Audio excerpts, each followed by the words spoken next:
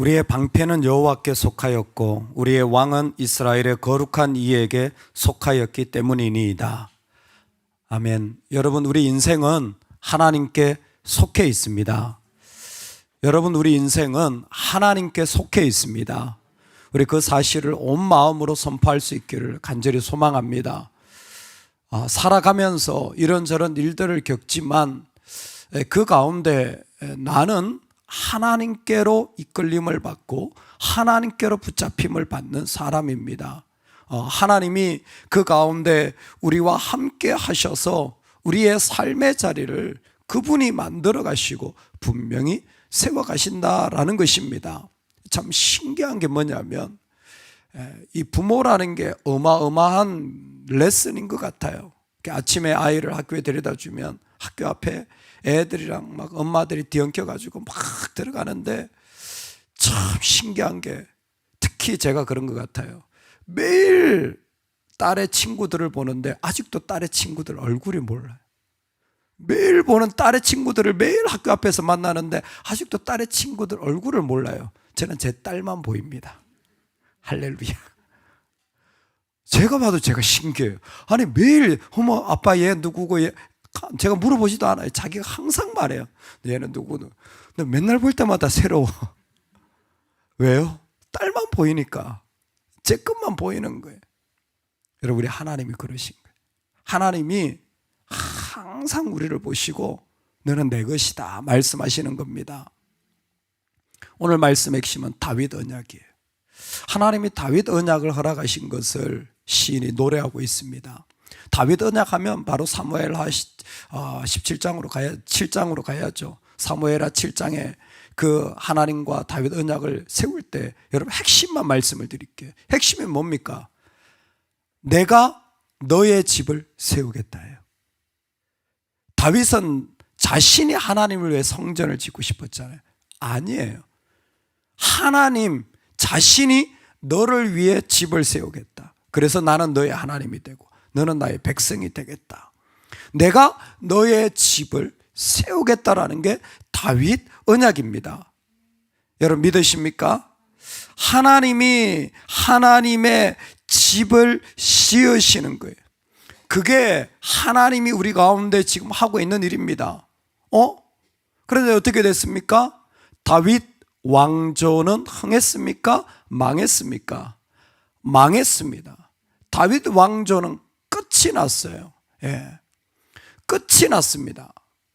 다윗 왕조는 끝이 났어요. BC 586 또 722 BC 끝이 났어요.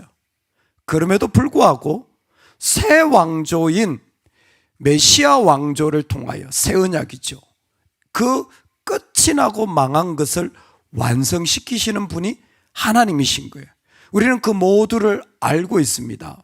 그러니까 하나님이 언약, 오늘 말씀 3절에 언약이라고 표현할 때에 그 언약을 가지고 있는 백성들, 복음을 가지고 있는 자들은 지금 하나님이 나를 위해 하실 일들을 바라보고 있어야 됩니다. 하나님이 나를 위하여 지금 일하고 계시는데 내가 지금 망한다고 할지라도 하나님은 새 언약을 통하여서 분명히 일으키실 분이라는 것입니다. 오늘 우리가 살아가는 삶의 자리에 진짜 하나님이 도우시고 믿음의 사람들로 세우신다면 그 안에 나의 왕조가 일어나는 것이 아니라 주님이 기뻐하실 일들이 일어날 것을 믿음으로 선포할 수 있기를 소망합니다. 아멘. 오늘 이 시에 노래하는 자가 표제어에 보면 에단이라고 되어 있어요. 에단의 마스길. 에단이라는 사람이 또 누군가 하는데 사실은 바로 여두둔을 말하는 것입니다.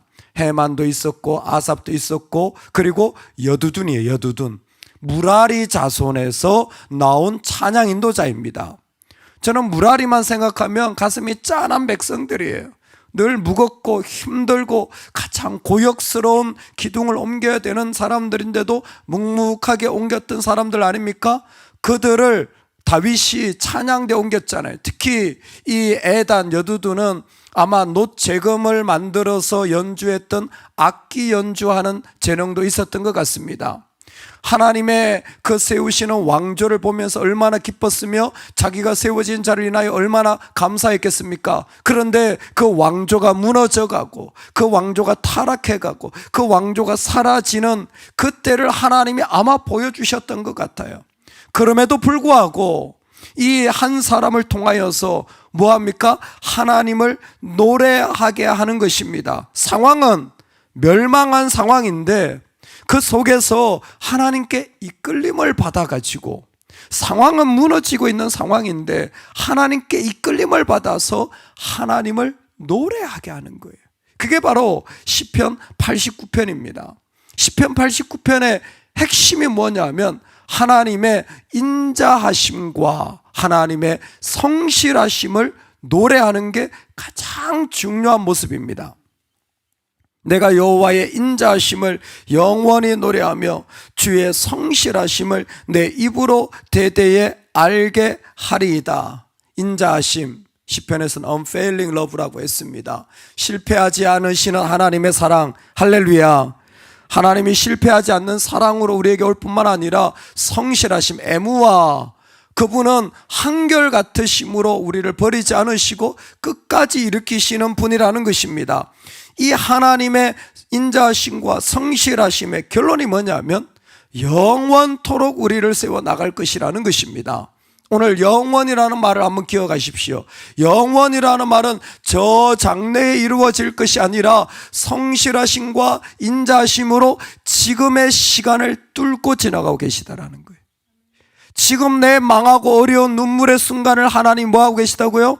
뚫고 지나가고 계신 거예요. 다 무너진 상황 속에서 하나님은 preeminence, 하나님은 탁월하신, 그 가운데도 뛰어나신, 어떤 일들보다 뛰어나신 분이기 때문에 그 가운데 있는 상황을 뚫고 지나가시는 하나님이 우리 하나님이에요. 그게 바로 영원이라는 겁니다. 오늘 지금 에다는 바로 그 하나님을 초롱초롱하게 바라보고 있는 거예요. 망했지만 그 모든 것을 뚫고 지나가시는 하나님께 이끌림을 받는 사람, 그 사람이 바로 우리입니다. 이 땅 가운데 깜깜한 현실이지만 하나님께 이끌림을 받아가지고 그 가운데 하나님이 그 역사하시는 것을 노래하는 사람, 그 사람이 바로 오늘 우리입니다. 여러분, 우리 하나님은 이 땅에 어떤 것보다 크신 분인, 어떤 것보다 탁월하신 분이십니다. 그러기에 그분을 찬양할 수 있기를 소망합니다. 그분을 노래할 수 있기를 소망합니다. 두 가지예요. 첫 번째는 찬양이고, 그리고 그 마지막에 보면 우리의 뿌리 주의 은총으로 높아지리이다. 하늘이 찬양할 것이요 온 땅이 찬양할 것이라. 이 5절의 찬양이라는 말은 일반적으로 배경적으로 보면 높이는 의미이기도 하지만 왕이 임할 때 하는 표현입니다. 특별히 배경에서는 새로운 왕이 임할 때는 풍성한 찬양이 임하게 되어져요. 풍성한 찬양. 그러니까 내가 찬양합니다 한다는 것은 그냥 노래합니다가 아니라 나한테 왕이 임했습니다. 나의 왕이 누구인지를 선포합니다. 나는 왕을 모셨습니다 라는 의미가 되어질 것 같습니다. 그러니까 이 지금 망한 상황 속에서도 내 마음을 뭐예요? 왕이 그 가운데 계시고 그 왕에게 이끌림을 받는다라는 겁니다. 그 왕이 있으므로 17절에 보면 우리의 뿌리 주의 은총으로 높아지리. 내 마지막을 분명히 그는 또 선포하는 거예요. 내가 왕을 고백할 뿐만이 아니라 내 마지막은 이렇습니다. 여러분, 우리의 마지막은 어떻습니까?